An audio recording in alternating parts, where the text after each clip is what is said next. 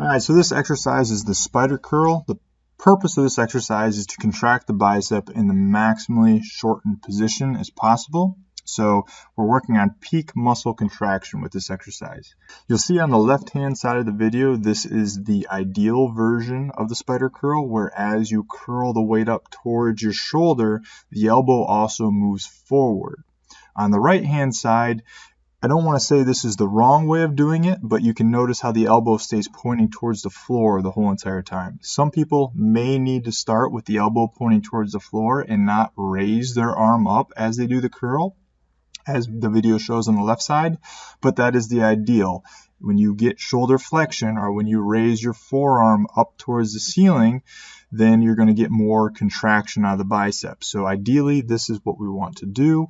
If you have pain, then you can always keep the elbow down lower and just work your way up gradually over time with the weight that you're currently capable of doing.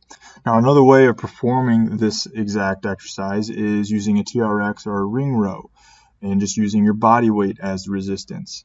Now, if you're using super light dumbbells, such as 10-pound dumbbells, you probably want to stick with the 10-pound dumbbells, but body weight will add more resistance. But over time, again, you could keep adding weights theoretically, which makes the weights very measurable of a way to progress the body. From a TRX standpoint, you're just going to take your body lower and lower towards the ground, and this will add more and more resistance over time, but you won't have a direct measurable number to go by every single time. So for that purpose, the weight is the ideal, but you can also, for variety purposes, add the TRX version of the spider curl into this exercise, and the same sort of thing. You should see that elbow, the point of the elbow, move up towards the face or up towards your head as you curl the TRX strap towards your face.